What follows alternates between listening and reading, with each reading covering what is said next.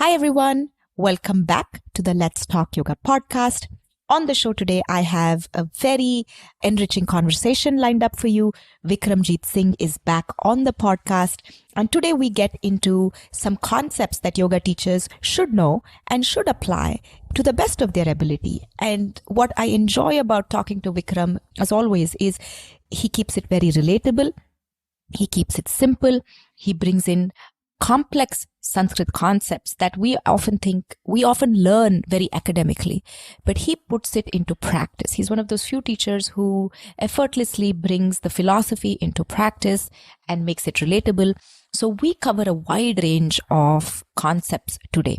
Everything from abhyasa, vairagya, raga, dvesha, seva, shama, there are sadhana, shraddha, there are so many that we go through, and Vikram adds layers and layers of contemplation and reflection for us as teachers. He adds context and he makes it very, very relatable. So I'm very excited for you to hear this. I know we've been wanting to do this for a while. I hope you enjoy it. On the show, in the episode rather, you will hear me explain how Vikram does these Wisdom Wednesday campaigns on his Instagram handle. He talks about an upcoming philosophy course that he has coming up, and all that and more is on the other side. Okay. But if you are a regular listener or even a new listener, please take a moment to rate this podcast on Spotify. It always makes such a difference. Leaving a quick review on Apple Podcasts helps tell the algorithm that, hey, yoga teachers, yoga students need this kind of content a little more, and it helps us keep this free resource going. Okay. Enjoy today's conversation with Vikram. I will see you on the other side. Hi, my name is Arundhati, and you're listening to the Let's Talk Yoga podcast. I'm an ex-Bollywood dancer turned yoga and wellness educator. I've built a 6-figure business as an immigrant, woman of color yoga teacher with no business background, no handstands, pure instinct, and the free information found on Google. If you love doing yoga and you dream of teaching it someday, this podcast is for you. We go over everything from doing and teaching yoga to scaling a small business, living a modern yoga lifestyle, and so much more. You'll find interesting, fun, raw conversations along with some tips, tricks, strategies, and insights in this podcast. So grab your cup of chai and let's jump in. Hi, Vikram. Welcome back to the Let's Talk Yoga podcast. Hi, Aru. Thanks for having me again. As always, a pleasure. Very privileged to be here. So thank you. Oh, I am so excited that you are back, especially with this topic, because I feel like this is something that we as yoga teachers, we need to literally sink our teeth into a little more. And for the listeners, we're going to be talking about some Sanskrit concepts that will help us enhance our understanding of yoga and, more importantly, help us apply it in our everyday lives. And as yoga teachers, we tend to, you know this, right, Vikram? We have yoga teachers who are that whole imposter syndrome will strike. Am I good enough? I want to practice deeper yoga, but I don't know where to go. So I think today's conversation will help ground yoga teachers a little more. And we have this conversation on the Let's Talk Yoga podcast often about go beyond asana and live your yoga. So all these concepts that we get into, I think will really help. And for the listeners who don't know and who do not live on Instagram, like Vikram and I do at least, Vikram does something called Wisdom Wednesdays on Instagram, where he takes one of these concepts, and they're usually, of course, from yoga, they're in Sanskrit, and he beautifully articulates them, breaks them down, makes them applicable, makes them relatable. And so we're going to be diving into some of that. So what I'm trying to say before I get Vikram on is go open an Instagram account and log in on a Wednesday. It would be worth your time. Okay. Welcome, Vikram. That's a long introduction. Thanks, Aru. Okay. So where would you like to start? Because we were talking about this before recording. You put out so much content from what I like to call deeper yoga, living your yoga, putting your practice, your philosophy into practice. And you make it very relatable. Okay? And I think there is such a need for yoga teachers to make all of these concepts relatable.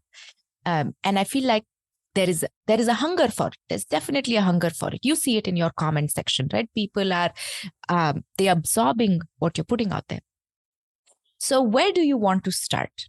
Do we start with, I'm looking at our list here, and do we want to start with Shraddha? Or feel free to pick. Feel free to pick. You're the expert between the two of us. I don't know, experts. I like to say that just because I know how you think of it. So actually, okay, so since we said experts, so let me also give a caveat first that, this is not a class on Sanskrit. This is not even a class on pronunciation, on grammar. This is hopefully a chat that will help invigorate in you an interest to read more about these words that you may have, briefly come across, or might even have come across on a more regular basis. Words like abhyasa, vairagya, we'll get there. They're common parlance in yoga spaces. So I want to say that, approach them with a sense of ease. Approach them like Aru beautifully calls them as concepts. They are concepts that are rooted in text, but have a lot of practical embodiment to them. Think of having a relationship with them. I promise you, there is no quiz from either one of us at the end of this podcast, or no certificates, or no continuing education credits. There's, technically speaking, nothing in it for you from that perspective. But if you approach it with an open heart, if you approach it with curiosity, there is a deep relationship you can imbibe with these. And that's when they start talking to you. They start talking to you because you see them play out in your life. You might not even remember the exact word. You might scratch your head and say, oh, I think they said something that starts with the letter V, but I don't know how to say it. I don't know how to pronounce it. And at least for the purpose of this conversation, it doesn't matter. If the concept is relatable, if it's talking to you, if you see yourself in that situation and there is a sense of awareness, I would say that our collective, between Aru and I, our collective work is done. And of course, I say this to everybody, irrespective of how invested you are in yoga. When you get a chance, life permits, please study, please learn Sanskrit and find a teacher in your area. We live in a very modern, technology savvy world. Find a resource online. I'm sure between the two of us, we can help you, point you in the right direction. Keeping that as a caveat in mind, approaching this more as a conversation about concepts and how do they relate to you, if they do. I really appreciate the fact that you're calling out that it's not about pronunciation. It's not about remembering the name. It's about understanding what it's about.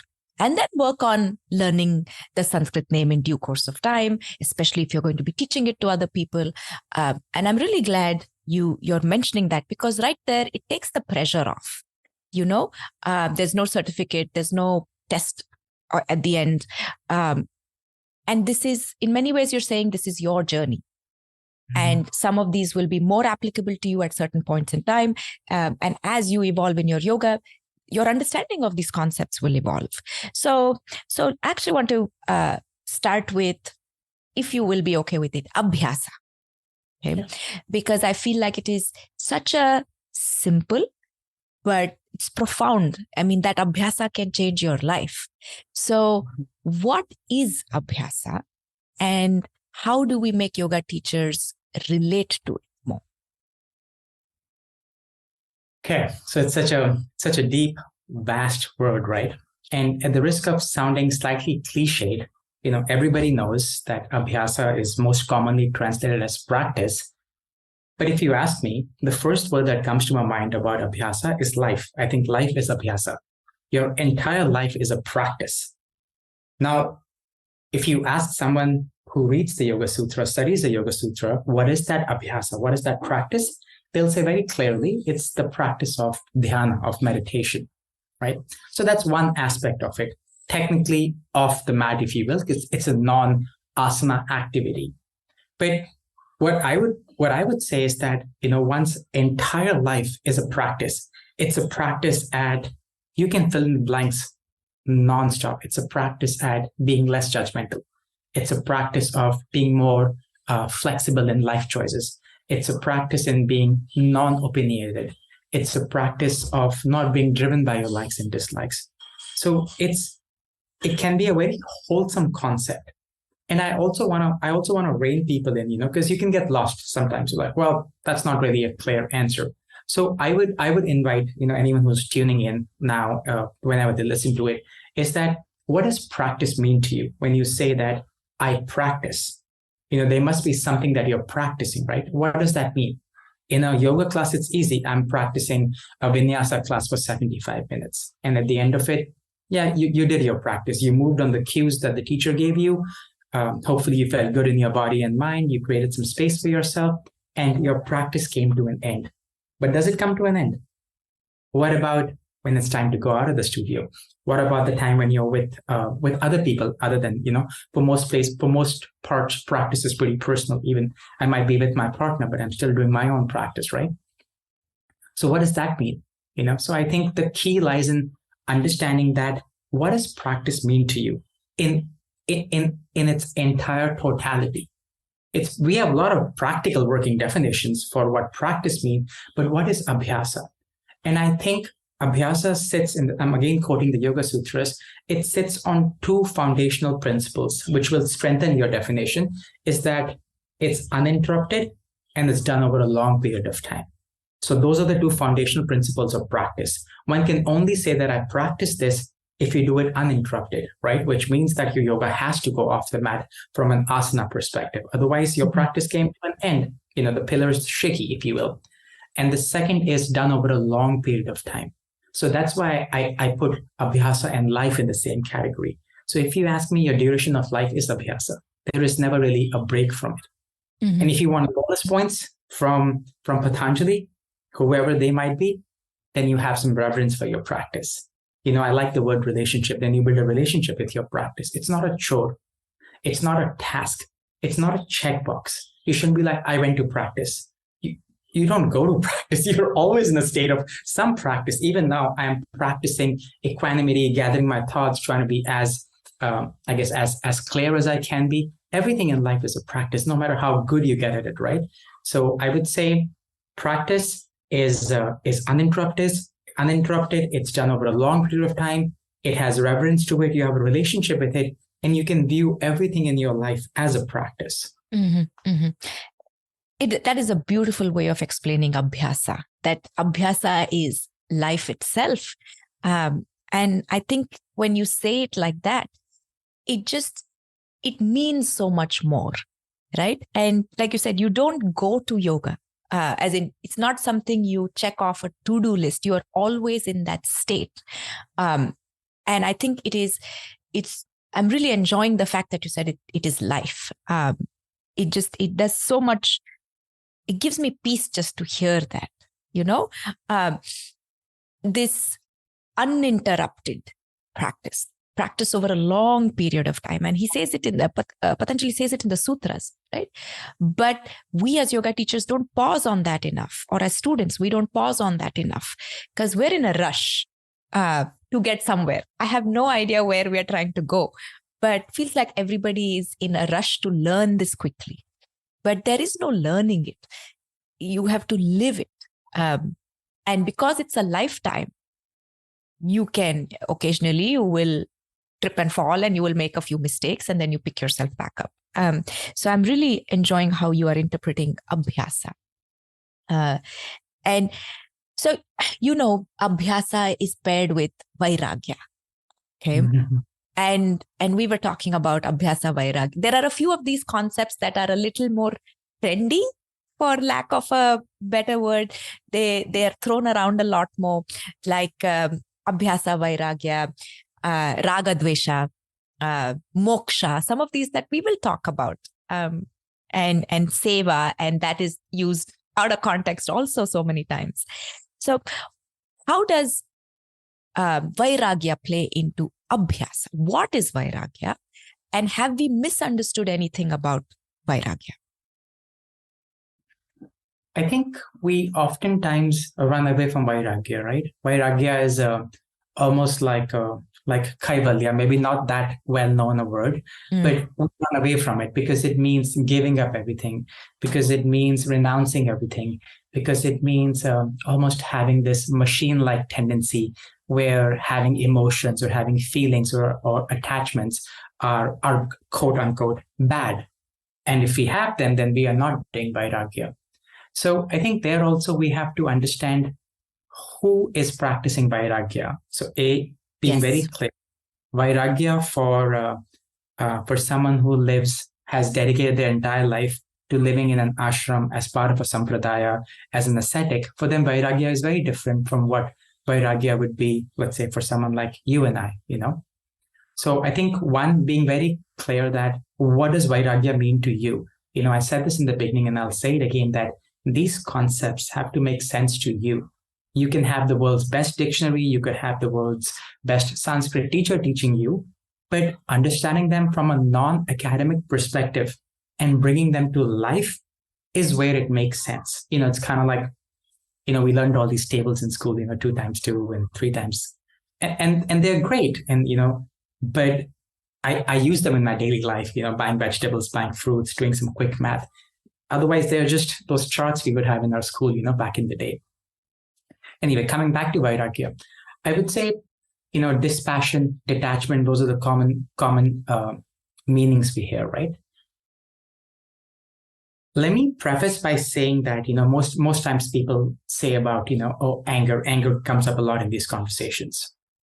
It's not that the emotion of anger or the flip side, the emotion of joy, have anything inherently good or bad with them. It's when we associate ourselves with them and think that everything else is dependent on that is where, quote unquote, the problems arise.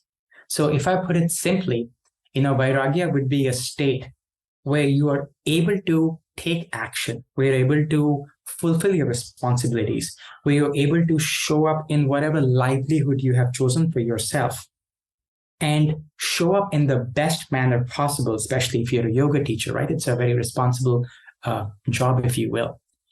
And you are finding that detachment towards the results of your action. That to me is the true essence. I'll often ask people, where can you find renunciation in your life? Where can you find renunciation in your asana practice? Where can you find renunciation in other areas of your life? What are you willing to give up? There's this very old anecdote I remember. I can't remember where I heard it, right? This very young person, he went to a holy man and he said, I just want to give up everything. And I have come to you, take me in. So the holy man says, do you have I'm just paraphrasing. Do you have a lot of money in your bank? And he's like, no. Do you have wife, family? No. Big business? No. It's like, well, what are you giving up? You have nothing, but we have lots. We might not have any of those, material goods, but we have lots of conditioning. We have lots of impressions, latent ones, obvious ones, don't even have to get into past lives. We have a lot of opinions. We have this preconditioned way of looking at things. And people tell us in our lives, right? People have challenged our opinions sometimes, our close every ones. Day. Yeah. Yeah. Our friends tell us, I'm pretty active on social media. Sometimes people challenge what seems to me the very right answer. Me too. Yeah. Yeah. I'll tell you some funny stories offline. Yeah. And then my vairagya is, okay, my job was to present that messaging, and then I need to detach. I also I always want to speak in this relatable manner. Please don't take this as being almost like a stepping stone. You need to stand for yourself. This is not a state that, oh, I'm just detaching from everything. I'm just going to let people walk over me. No, none of that. You have to stand in your own ground. And that's where I think your yoga practice strengthens you both physically and mentally. But finding that concept of detachment that is deeply rooted in you. I will not be able to give up my possessions. I need them. I need them for basic livelihood. I have a daughter that I love very much, and I want to love her for as long as I'm here. But separating myself, I don't think we'll come to that word, and maybe we can leave that for a different time. But sakshi, witness, being a witness to your attachments, I think is a great way to practice detachment. because at least you're aware. On the radar, you can see, oh, wow, I am so attached to having that come true, or to that thought, or to that opinion. And then you stop and you pause back. And what does Vairagya look like in that moment? You question, where is that like dislike coming from? And chances are it's because you've set yourself as a benchmark. I don't do it this way. But who gave us that self-appointing agency to be the benchmark for everything? I mean, in some things, yeah, the obvious things like don't steal and, don't do evil acts or bad stuff. Sure. But it's interesting because especially in the yoga world, most of us are good people. So that's where the benchmark gets really solidified. So I would say that to kind of bring that to almost like a closed loop, if you're looking to practice Vairagya, see what is it that you're very closely attached to, and see, is it detrimental or is it supportive of your journey, your spiritual journey? Because the answer also lies there. It's amazing if you're very attached to your practice, to your sadhana, to whatever rituals you do, to whatever asana. I'm very attached to my asana practice. Keeps my body fit and mobile and helps me function in the world. So are those attachments serving a larger purpose that is attached to your spiritual growth, your spiritual journey? And if yes, by all means. And at some point when you're ready, you can start detaching from that too. Patanjali says it's a progressive stage. It says that you first start by being aware of what is it in your circle, in your awareness, that you have that attachment to. And when you get really good at that, then the ones that come out of the left field won't bother you, or you'll be better prepared for them. Mm-hmm, mm-hmm. Wonderful. I can just sit and listen to you for extended periods of time. I want to go back to something you said. It's not about being a doormat, and it's not about letting anything and everything pass in the name of Vairagya. I think you said this, but I'm going to say it again. Detachment, dispassion does not mean disinterest. It does. Yeah, that is, at the same time, it doesn't mean anger and fight back. It's not that. It is a very subtle but powerful state. And people feel like when I'm detached, I'm not in control. I would say it's the opposite. But again, what are you trying to control? Something external or something internal, right? I want to bring this point up of how yoga teachers, me included, we're attached to teaching. We're attached to our yoga, and we're overly attached. And if I can probably say that more for myself, because I recognize that at many moments in my journey that I'm overly attached to this, to a point where it's taking away my freedom. Okay. And I have to change a few things if I want to practice this in reality, right? Like, for example, the simplest example that comes to my mind is Aham Yoga and teaching. And it's my baby in many ways, right? For years, I used to hold on to it and keep the classes to myself, not because I didn't want to give it to others. Firstly, I didn't have anybody to give it to. That was the first thing. But also recognizing that this attachment is only harming me after a certain point, and that now we have more than capable teachers, and I have slowly let go of more at both studios, dance and yoga, and learning to detach. But that doesn't mean I'm disinterested. I'm actually trusting the process a lot more. But I think yoga teachers are very attached to how concepts, like you were saying, right? It's all about the mind in many ways. My classes are not full enough. My Instagram following is not big enough. All those concepts, we got to slowly start detaching from them, because they are only trapping us instead of helping us. There's no question here. I'm just echoing what you're saying. No, it's very true. It's I've been there. I've taught in a studio setting for a very long time, and it is a constant practice. And now that I'm not in a studio setting, the dopamine hits, I like to call them, come from social media. Yeah. Oh, it's hard. It's hard, and it's a daily practice. I want to say that this is the world we live in. This is our lived reality. I wish I could tell you that none of these metrics make a difference. If you are like me, a teacher who depends on teaching as their livelihood, as their source, as their only income, then yes, you have to be smart about it. If this is your Absolutely. business, please take a work with whoever you need to do what you need to. But at the end, like you said, it's internal. After everything externally has been done, my sincere advice is put half of that work internally. Mm-hmm. Mm-hmm. Do all the work externally, then also kind of channel some of that love internally, because So things will true. not go the way you want them to be. So then you're practicing that, right, Agil? You're practicing that detachment. Mm-hmm. Mm-hmm. I can relate to this concept of detachment very, very deeply for myself, because in my desire or need to serve other people at the studio, I was not serving myself in any way. I gave so much to a point where I was burnt out, so I always think of it as, lesson learned, in a very nice way. Speaking of, I think we're ambassadors of yoga. That's what I tell all the teachers in training and who I come across. I'm like, you're an ambassador of yoga. So whatever you do it's not about you. It impacts the yoga, right? And can we talk about the concept of seva? Because yes, people do yoga as a profession, as a career, as a business. It's a source of livelihood. I am in full support of it. It's what you and I do every day. But there is a way to go about it.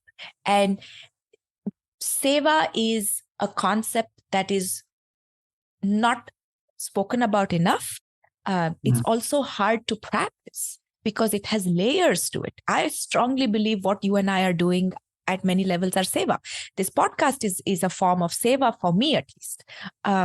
So what is seva? And how can we be more of service while still navigating this modern yoga world? That itself can be a whole podcast right there. I think the key lies in making a very conscious, deliberate effort to not have you be at the receiving end of any of your actions. That's seva. When you completely eliminate yourself from the receiving end, when it's done purely for the benefit, or if I use a more benevolent word, upliftment of someone else, that's seva. Sometimes especially if you live in India, it's very easy to do acts of charity. There's a huge disparity all around you. Sometimes we do acts of charity to give ourselves a different kind of dopamine hit. I'm so good. I feel really good. I've found myself in similar situations because my action was driven from that sense. It's only when you want to step back and take a look, do these realizations come. And then there's nothing wrong with it. Your deed did not go waste, if you will. But it's not fully seva. For seva to be in its truest sense, you have nothing to do being at the receiving end of it. You're able to take actions that are purely geared towards the upliftment of others. I think on your story, you posted this man who drives around feeding dogs in a locality and has been doing it for, I don't know, I think 30 years, 35 years, if I remember correctly. So that clearly puts us in the pre-social media. So, he didn't look like he was trying to garner any followers by his acts, but, he's been purely doing it because in his head, that makes sense. If you are a parent, a lot of times we do stuff because we want our kid to act in a certain way, grow up in this. There is a huge expectation tied to it. I think it's very fluid how you picked up seva just after Vairagya, because that's detachment can be practiced in seva. You're detaching completely from any credit to that. And it's a hard thing sometimes when you've poured your heart and soul into it, right? As a teacher, I can relate to it. I would spend hours in the early years getting ready for class, prepping the class, showing up the class. But that is what I have intended to do. That is the seva. In that case, it's not really seva because I'm getting paid for that class. But I'm saying from a concept perspective, I'm detaching from that result, So that's me doing it as a teacher, which is still a give and take relationship. Now you take yourself out of a situation where there is only give and there is no take. When you have nothing to take back from it, either materialistically, emotionally, any, then I think you're closer to the concept of seva. I was thinking of Mother Teresa as you were speaking, as an example. So I've said this before, this whole seva and karma yoga, they walk together in many ways. And seva and bhakti yoga also walk together. In fact, I think all yogas are seva is just one of those things that has to be a filter in your head in many ways. So just to clarify for the listeners, any act where you do not expect anything in return, okay, is an act of seva. Correct. Right? And Correct. it is, we're talking materialistically, we're talking acts of service, because you know this, you would have seen this when you lived in Canada and traveled around in the US, this act of karma yoga, karma yogi. Okay. It's my pet peeve, honestly, when yoga studios make people work for free and give them, they're called karma yogis, and give them free classes in return. And I'm like, there could not be a better example of how this is so twisted. Also legally, as a studio owner, I will tell you that is not permitted, at least in Washington state. Barter is not part of business anymore. Anyway, so but can there be seva of thought? Okay, for example, or seva of intention. For example, I show up with this attitude, in my heart, in my head, of complete service. But at the same time, yes, I'm getting paid for that class. I'm getting some appreciation in return or something like that. Is that still seva, or is that a part of the ego? Because I'm trying to think ego and seva, there is a tussle there sometimes. Because a lot of acts, like you said, right? Oh, look, I did charity. That is ego. When you show it, or when you talk about it, or when you feel good that I helped someone else. So is there a seva does the intention matter? My intention is to serve. Because a lot of yoga teachers, me included, our intention is to serve. But is that seva? It's a good question. And I think it's a very fine line. It's a very fine line that would rest with the practitioner or with the doer, I mean, technically, if you're getting into Bhagavad Gita, there is no doer, right? The doer is up there. But anyway, in this physical embodied, in this embodied form, I think that concept would lie with the practitioner. It'll be very hard. It's a very fine line, There are so many times where I think I have done stuff with good intention, and I was aware of how it made me feel once the act was done, even if I got nothing materialistically out of the act. And I did take pleasure in that feeling. So have I broken the concept of seva? Because I'm enjoying that. I'm enjoying that feel good. I'm enjoying that warm feeling. That's all I got out of it. And it passed very quickly, right? Then life just happened. And that moment was gone. So I think I would say that, see how it sits with you. There can never really be a black and white answer to it. There are some acts that, what I would say actually as a footnote almost to that question is, I would encourage you to find these acts, to see what they look like. Give yourself a challenge. If you're someone who likes challenges, sets goals, see, can you do one act of seva a week? And it's okay. There is no pass or fail in this. You try and go to the absolute. I like to think of absolute and relative. Absolute is, you had nothing to do with it. There was no credit for you. And then there could be a sliding scale where there is some relativity to it. But I think engaging in those practices is a definite place to start if they're not already a part of your regular, yoga practice, the broader holistic yoga practice. Yeah. Okay. Yeah. No, wonderful. I was also thinking about just something I want to say, though it's implied. You don't have to, and I'm doing air quotes for anyone listening, show your seva. You know what I mean? We live in this online real estate where everybody's fighting for some literally real estate online. And I joke sometimes that my true boss is like my real boss is Mark Zuckerberg. We don't have to fight or show that seva. That seva is for you. And and the more invisible it is, I feel for me personally, it's better because the ego isn't involved. So how how about then what is it? What do we need? Do we need more Shraddha? Do we need more sadhana? Where do we go from here, from seva? Because I feel seva and sadhana, and they're so close. They're all these concepts, like you said, they're not black and white, and they don't exist independently. They weave in and out of each other at different points in time.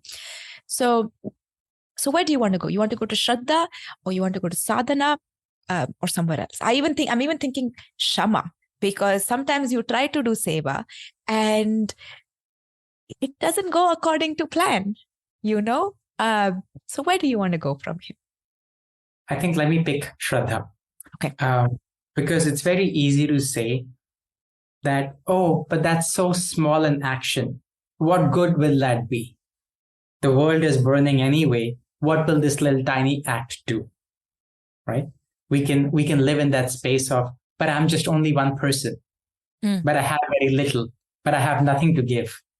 So Shraddha is that faith, right? It's the all-encompassing faith that you have in yourself and in all of your actions. And I'll beat that into sadhana in a few minutes. But I would say that having that faith that anything, and I'm paraphrasing the Bhagavad Gita here, that anything that you do, no matter how small your action is, it will never go waste. Mm-hmm. Whoever it's being done for, an actual recipient, or at some level for your own spiritual upliftment, if there's a bit of a give and take attached to it, it will not go waste. So don't hold back and not do it. Slight segue. I, as a modern day practitioner, can stand and look at this lofty goal of samadhi and know that that's not happening in this lifetime. So what do I do? Since you said real estate, become a real estate agent, stop teaching yoga, roll up the mat. Where do I go? I don't know. Actually, I have no certainty that I will even come close. I have zero experiences of ever feeling anything remotely what the books describe as samadhi. So what does that mean for me? Does that mean that I should pack it up and go home? No.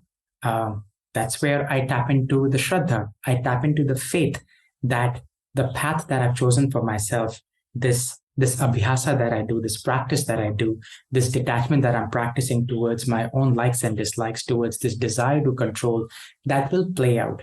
And the seva that I'm trying to do, the selfless service that I'm trying to do and put out into the world will not go waste. And I think we spoke about foundational pillars, right, for abhyasa.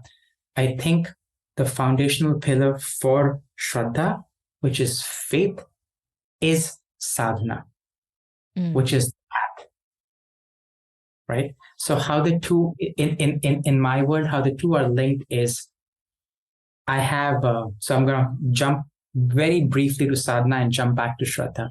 Sadhana, sadhan means to go from point A to point B, right? So point A is the time of my birth, and point B is when I take my last breath, right? And the journey in between, that's abhyasa. And point A can also be where I'm right now, and point B can be where I want to be. Why am I doing all this? I ask students all the time, why are you doing this? What are you trying to get out of it? So you write a list: a fit body, better relationship, less stress, yada, yada, yada. What do you want at the end of this, right? Because you want to look back and say, oh, I accomplished what I set out to do, like you would do for any of the list that you make. So that is sadhana, right? A means that takes you from point A to B. Now, when I'm on that journey when I'm doing my sadhana, when I do everything when I walk the path, I need to have some time where I can stop and reflect and see how is that impacting my life. And in those moments where I look back, people say, oh, my life is changing. I feel I'm a better person. I'm getting better at this. That's the reinforcement of the faith that one is Shraddha, that one is looking to find. So it's a constant cycle. I think I told you once that I get these ideas for like hats and t-shirts once in a while. The one that's sitting up here is have Shraddha in your sadhana. You need to have faith in your path, in your journey. Without that faith, the sadhana is impossible. it rests on faith. I have no idea what the next 5 years would look like. I have no idea if anything that I've done so far in my life or what I'm doing right now would be of any actual use to me. No one really knows that. We take things for granted. I think I put that on the post that I wrote. We sit in a flight and we know that, okay, bye mom, I'll be there at 10:30. You have zero control. Yeah. Literally. Not even on the food you're gonna get. I mean, you could have checked the box, but they'll give what they have, but you have that faith. So I would invite people or reflect that why not the same faith in your own practice? We have faith in so many things, right? I take it for granted that tomorrow I'll send you an email saying, hey, thank you for that opportunity. It was a great chat that we had. Yeah. I tell people this practice works. It just works. And I think instead of me saying it works, faith is a much, much nicer way of saying it. It's not blind belief. And I think sometimes people, depending on, sometimes it's religious backgrounds and training and how you've been raised and all of that. There is blind belief and then there's faith. I just wanted to call that distinction out because we're not asking anyone to blindly do something. We're saying put it into practice and see for yourself. Yes. See what this is doing for you on the inside. And I think that is a very important aspect. For sure. I think, for sure. Vikram, a lot of... Sorry, go ahead. I was just saying that, we spoke about abhyasa. So I'll just pick an asana example, right? Asana examples are easy. When I look back when I started to let's say today, I know that I have faith in that piece because I've seen the physical changes, right? They're very tangible. They're right there. We need some moments of reflection, whatever that looks like, journaling, contemplation, a seated meditation, to see that, because that faith can't be on autopilot. That's the kind of faith you spoke about where it's been imposed or it's a dogma or it comes out of fear or rigidity. It's an embodied faith. It's an embodied faith because you've experienced it. You're able to say very confidently why I do this because you've seen it, So that's why I feel that without a practice, without abhyasa, without a sadhana, that Shraddha has no legs to stand on. Absolutely. It's beautifully said. I've also feel all of these concepts, they are so easy to practice, yet they are not.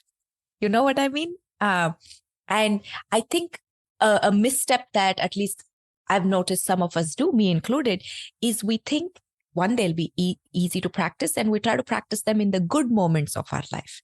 And I feel like the true test is in your challenging moments. And that's where these really come and they become your friends. They become your support system in many ways. So can we talk about, if I could jump, and this might be, if it's too much of a jump, just pull me back. Can we talk about raga and dvesha here? Would it be relevant to go there at this point? Very much. I think it's practically... I feel like it's the other side of that coin. Yeah, it's practically impossible to speak in this genre and not speak about raga and dvesha, right? You can call it two sides of the coin or just the same sides of the coin, right? Yeah. People say, oh, I'm really good at not being attached to a lot of things, like finding aversion. But in that statement is this attachment to that I don't do that, So it's a classic catch-22. And again, it is, if you ever have any doubts on, we do that classic meditation, right? Who am I? You will see that the easiest answer that I can give to that is, I am a sum of all of my likes and dislikes. Actually true.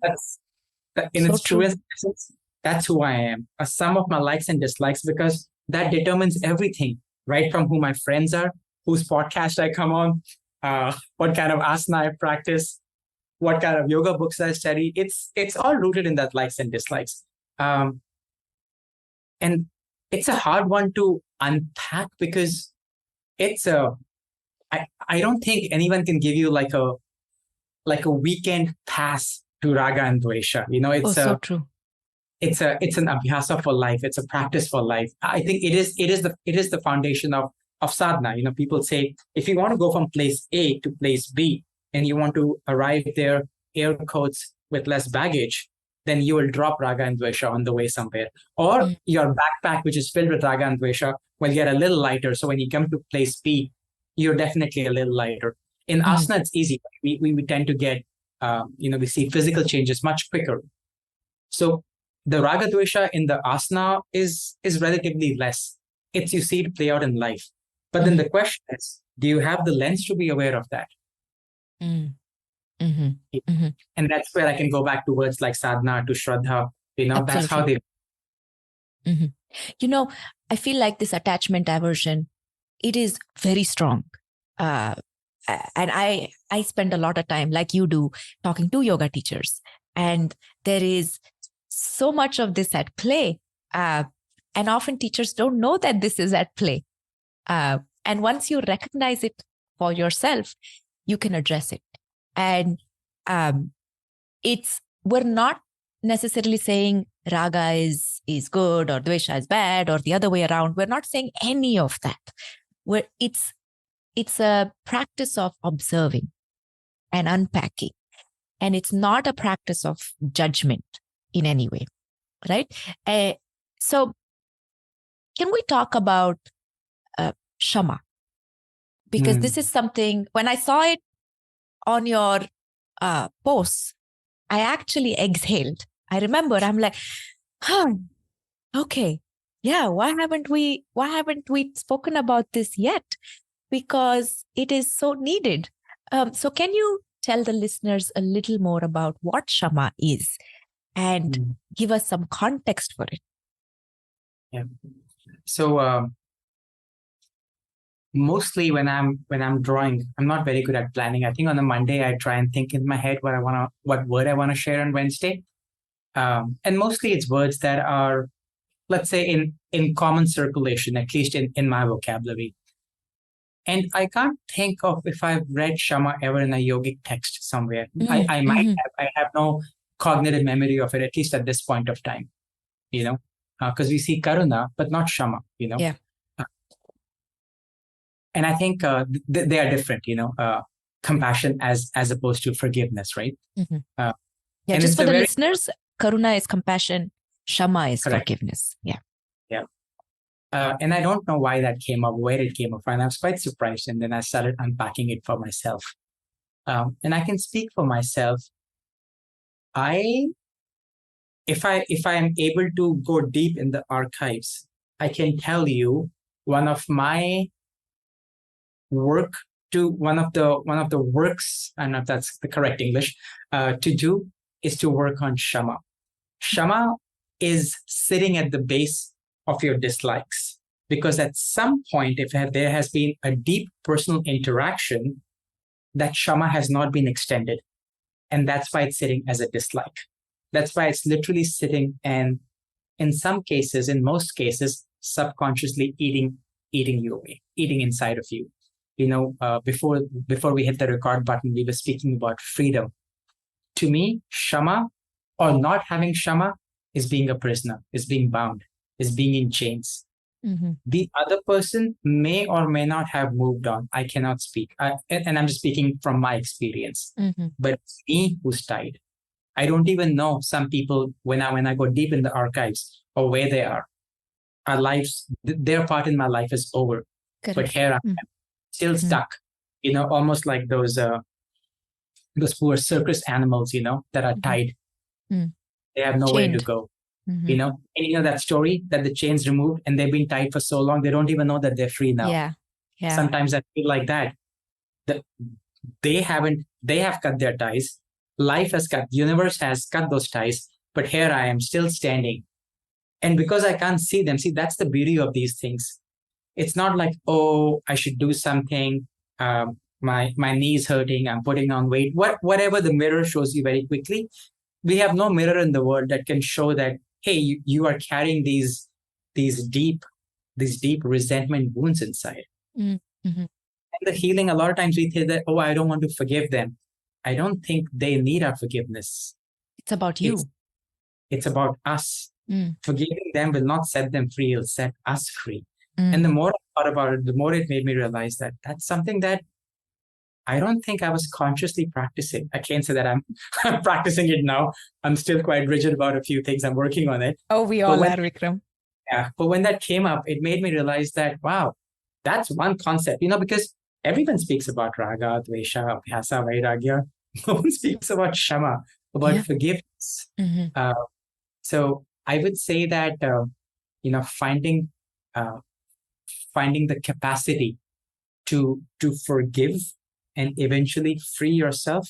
And again, it's hard, it's kind of like giving a generic cue to a class of 40 people. So I also want to be mindful and not just say something which might land as, disrespectful or not relevant to someone. So I would say that from a personal perspective, from a personal journey, what I'm realizing more about Shama is that it plays a big part on this spiritual path. We might not think about it. It's not a very well-spoken yogic term, but has a deep connection to Dvesha.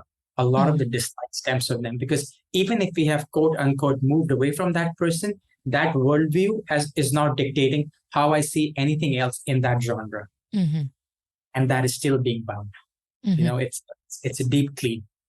Yeah, no, I'm very glad you mentioned Shama, and you're right. I don't know if it's mentioned, but because how we've grown up and being Indian, Shama has been in the background in many different ways.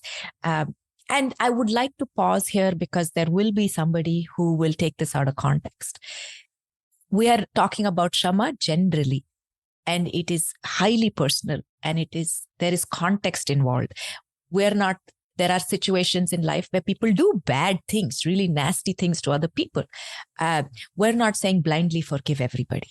We're not, you can't generalize like that, because you and I, we live on social media a lot. And sometimes people take what you do, what I do out of context, right? So I just want to put that placeholder there that everything has context, and try not to take it out of context. I'm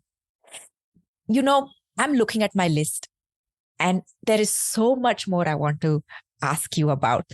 But it would be a disservice to do all of it on this podcast, because I want people to go read what you put out every Wednesday.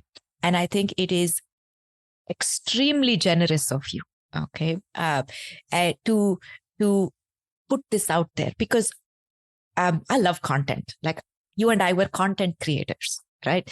And we enjoy it. We laugh about it. We get stuck with it, and we're in that process. And your content, especially all these concepts you put out, we need more of that. And I want people to really take that, go look at it, make it a practice. Wisdom Wednesdays, go and learn something, put that for the whole week, try and understand that, sit with it, put it in practice. And it would totally be worth opening an Instagram account for if they don't have one. But I would like to wrap up with one final concept, unless you want to bring in something else, which is totally okay. At this point, I always say, you know how things on this podcast work. Feel free to change things up. Can we talk about Atha, the now? Because I feel it goes really well with Shama, because Shama somehow tells me things about the past and everything. So can we talk about Atha? Because everybody's like, Atha, Yoga Anushasanam, they will tattoo it on their bodies and walk around. But why this concept of Atha? And I mean, yes, everything about yoga is in the now, right? Why did you bring up this concept of Atha, and what does it mean to you? So let me give you a quick compliment. I don't know if I ever give you compliments on the podcast, but let me give you a good compliment. I'm very awkward with these kind of things. You have an ear for listening in and bringing. Back in the day, they have called you a good sutradhar. You stitch conversations well. So yeah, Shama to Atha is good, right? Because Shama is the act is in the past. Shama is now. It's in the Atha. I'm also a big fan of Master Wu Wei from Kung Fu Panda. Oh yeah. Yeah. Yesterday is a mystery. Yesterday is a history. Tomorrow is a Tomorrow's a mystery. mystery. Today is now. A That's why present. it's present, Mm-hmm. So one thing is for sure is that when our eyes open in the morning, wherever in the world you are, when your eyes open in the morning, at that point, you make a connection and say, I am awake, right? There is a connection that happens. Even if you're in deep sleep, tossing, turning, even if you're in lucid dreaming, many a times I haven't gotten out of bed. So I'm kind of drifting. I haven't taken stock of I am awake and I need to do XYZ things, right? That happens when your eyes open and your legs are about to come off the bed. So for me, this concept started playing a few years ago, and now it's pretty solidified, is that's how I view Atha now. Now I will swing my legs off the bed. Now my eyes are open. Wonderful. And now this is begin. It's an opportunity. It sounds cliche, but it literally is an opportunity to start fresh every morning.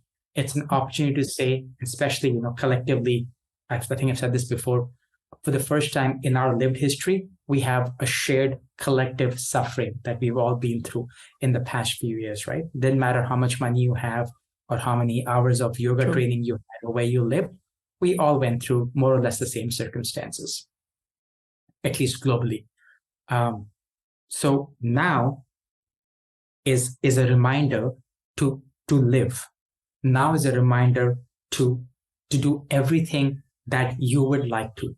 Now is a reminder to have shraddha, to do your sadhana, to do your abhyasa, to practice vairagya, to do seva. It's all in the present. I forget the stats because I don't have a very good memory, but I think many million thoughts, if I remember the exact number during the day. And all those thoughts are either in the back or in the front. And we as humans have that capacity. Munch doesn't have that capacity. Maybe like a little bit, an hour in the future, if he knows that around this time I go for a walk or I get a treat, right? Only humans have this capacity to live in the past and live in the future and keep run away from the present. And only we have the capacity to work towards whatever our goal of moksha, enlightenment, siddhi, nirvana, whatever we want out of this practice, right? Only we have that capacity. That's why it's a gift to be born in this human form. So I would say that Atha is a gift. Atha is the now, the gift of now that we have to exercise that, people say free will. What is that free will? That free will isn't now. Everything else is predetermined. Everything else in the future is predetermined. What will happen now is in our hands. And of course, that's where your sadhana, your practice comes in, right? It helps to shape that now. So to me, there is no stronger, more impactful word, even if it didn't come from the Yoga Sutras, even if I think broadly, of all the few words that I know, Atha has the power to kind of literally rein you in. In your asana class, the asana is happening now.